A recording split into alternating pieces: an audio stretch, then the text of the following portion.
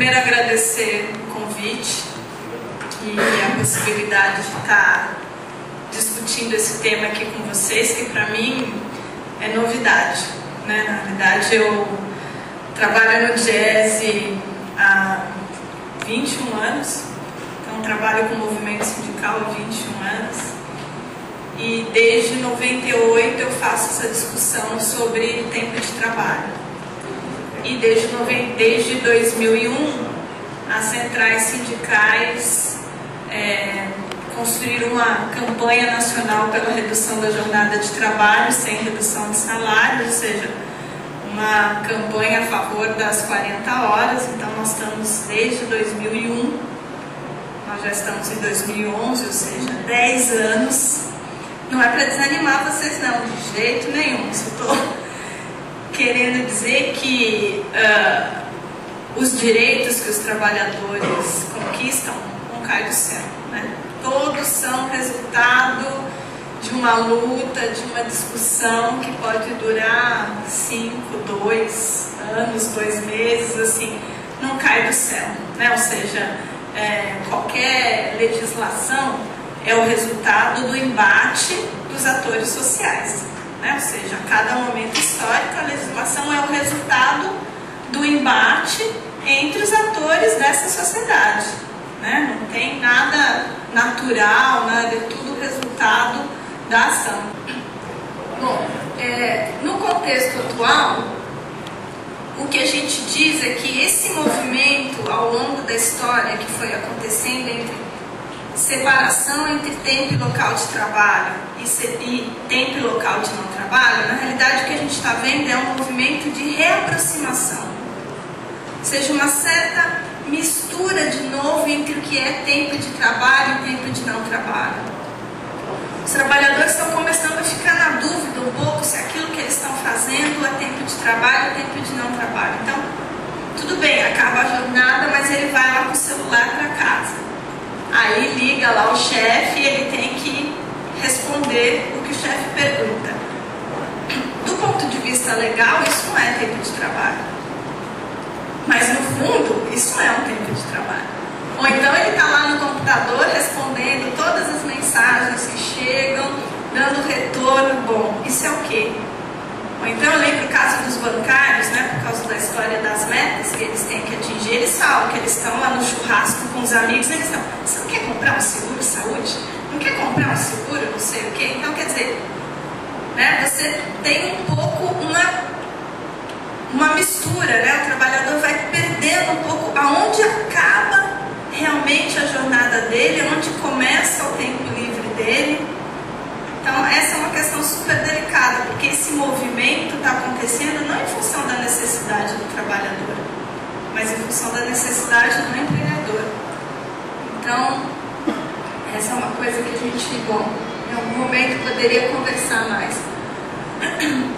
E o que a gente tem estudado um pouco é quais são as consequências para os trabalhadores, né? Então, quer dizer, se de fato você tem um processo de intensificação do tempo de trabalho, se de fato o trabalhador começa a cada vez mais usar o tempo livre dele para realizar o trabalho, se ele tem um trabalho cada vez mais pressionado, cada vez mais tensionado, né? O que está acontecendo? O que a gente está vendo?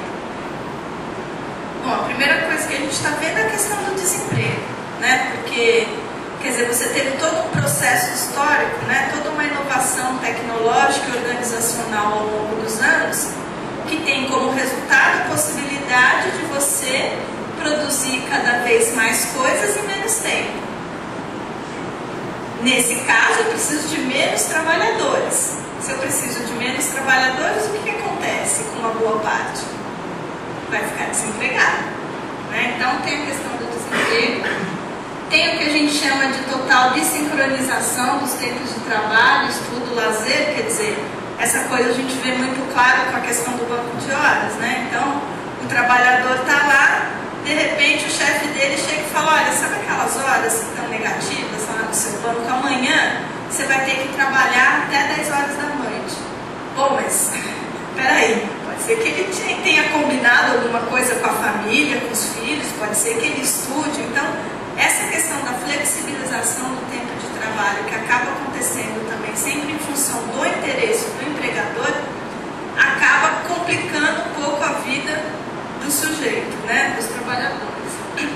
acho que a questão do comércio, eu estou fazendo questão de trazer um pouco as realidades de outras categorias, porque eu acho interessante a gente pensar de uma forma mais coletiva. O que eles estão discutindo hoje que seria os causadores desse estresse, né? Então tem lá uma lista, desde a questão do excesso de informação, a questão do assédio moral, né? Ou seja, essa agressão psicológica cotidiana que acontece nos locais de trabalho, a pressão do empregador para se trabalhar mais horas, a pressão para se realizar mais funções ao mesmo tempo, a questão do trabalhador ter maior responsabilidade. Eu acho que essa é uma coisa que também é muito presente na categoria de vocês, nessa questão da responsabilidade.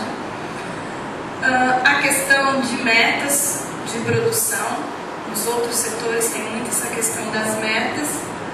Não sei se no caso de vocês, eu desconheço, tem também a questão E é muito delicado, porque quando a gente faz discussão de metas, por exemplo, muitas vezes você tem metas de absenteísmo. Então, por um grupo atingir uma meta e ter direito à participação dos grupos ou resultados, por exemplo, ele não pode ter nenhuma falta. Então, se um companheiro de trabalho adoece e ele falta, você acha que é o chefe que vai lá brigar com quem faltou? Não. São os companheiros de trabalho que vão falar, olha, você faltou e por sua causa o nosso grupo não atingiu a meta. Então, essa é uma discussão que está muito presente.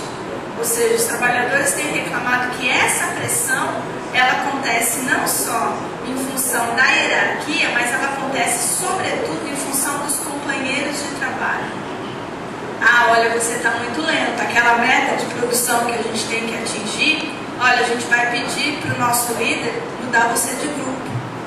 Então, imagina, né? A pressão e a tensão, ela vem não só agora da chefia, mas também dos companheiros de trabalho. Então é isso que eu falei, né? A pressão dos outros trabalhadores. Uma coisa que eles estão chamando de tensão de tecnoestresse, que eu acho que é essa cultura que a gente está construindo do imediato, né? Tudo é para já, né? Ninguém pode esperar mais nada, nem em casa, nem no local de trabalho. Então, enfim, essa é uma questão também importante. E essa impossibilidade de aquietar a mente e o corpo, né? Como que as pessoas estão cada vez tendo mais dificuldade para de fato aquietar, relaxar, né? Elas estão sempre preocupadas com o que vai vir depois, né? Então, com a jornada de depois, com o que, né? E aí, um pouco aqui essas coisas assim, além de ser socióloga, eu também trabalho um pouco com medicina. Então a gente faz assim, é uma outra medicina, mas enfim. Então essa discussão um pouco vai fazendo esse link, né, entre a questão do trabalho e da saúde.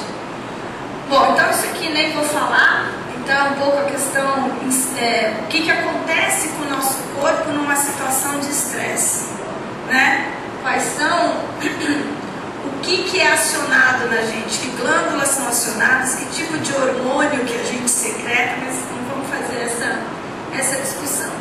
O problema é que um dos hormônios que secreta é justamente o cortisol. E não teria problema se você passasse uma situação de estresse e depois conseguisse relaxar. O problema é que essa situação de estresse, ela está cada vez mais presente no cotidiano. Então, você vivencia esse estresse o tempo todo. E esse estresse vivenciado o tempo todo é que gera uma boa parte dos adoecimentos.